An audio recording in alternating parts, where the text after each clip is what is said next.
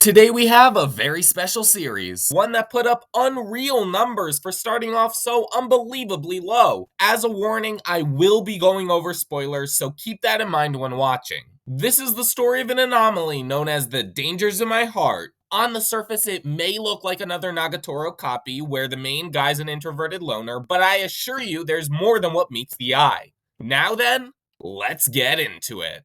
The first episode starts off with a somewhat self-aware sadistic boy and a kind-hearted popular girl in the same middle school classroom. You might be thinking it's another instance of teasing Master Takagi-san, or even Kubo won't let me be invisible, since the main guy, Ichikawa, feels just as invisible, although this is definitely a more internal example. While two main characters in a romance series don't always start off friendly like in Toradora, Lovely Complex, and Say I Love You, this one goes a step further when Ichikawa starts fantasizing about killing the main girl Yamada. It's pretty obvious he doesn't actually hate her, but with weighted insecurities later explained throughout the series, his irrational rationale was the urge to kill her. Her body will belong to her killer. Yes, it will be all mine. Over time, the show became an instance of Ichikawa finding it harder and harder to dislike Yamada. After all, she's really cheerful, outgoing, and let's be honest, he got infatuated quite a few times, which does lead me to the fan service aspect. You had me worried. Now, there's no ecchi tag, but of course that doesn't mean there can't be some suggestive scenes, and there are, but not too many, and certainly not enough to ruin the show's flow, unlike other shows, but just because it's anime does not mean it gets a free pass when dealing with middle schoolers. What I can say for certain is there was nothing egregious shown.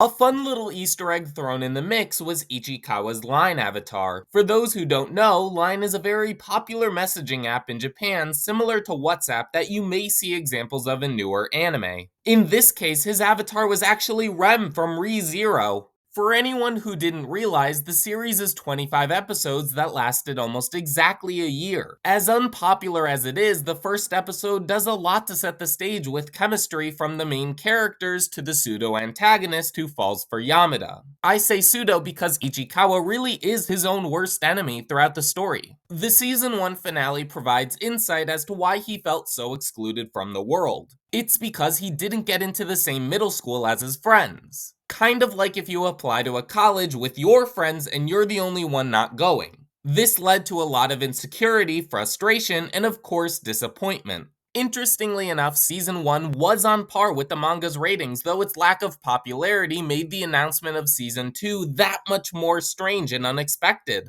Again, this was absolutely not a series anyone thought highly of to begin with. To be fair, the first few episodes were by all accounts the worst. After all, Ichikawa gave socially inept vibes like Kuroki from 𝗏𝗏, making moments a little more odd for everyone involved.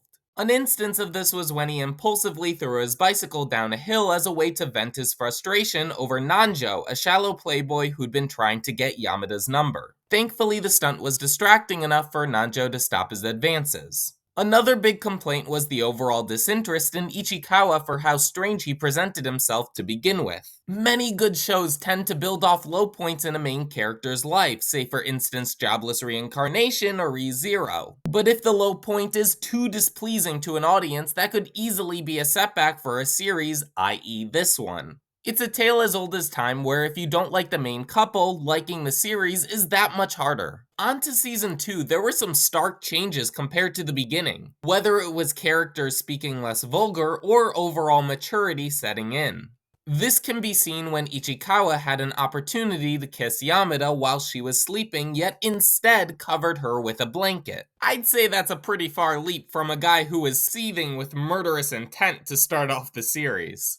A big part of Ichikawa's progression laid in the hands of imaginary Kyotaru, a character that pushed him into uncomfortable situations for the sake of change. Yes, he sounds like what he is, a figment of Ichikawa's imagination. His presence, while fake, was a way of his own mind stepping in, bolstering him through emotional limitations. I'll tell you right now, I'm not one to spoil an ending, but what I will say is, it was very fitting for the series. Not all shows need to hinge on a kiss or something greater in order to cement itself as a fulfilled romance. A good example would be My Little Monster, where at the end there was no kiss, but the relationship shown was still evolving. Overall, I'm hard-pressed to say it can hang out with shows like Love is War, but not in the same way. Clearly, Kaguya-sama is very diverse when it comes to genres, for instance, slice of life, psychological, and comedy. To me, this show comes across as a Michelin star restaurant where it may only serve one thing, but you know it'll make the best version of that dish. I'm fairly confident this is the best middle school romance series possible, or at the very least available. While it's definitely not a subgenre I'd seek out, there's much praise to be had for a show with this level of execution. As always, let me know what you think, and I'll see you next time.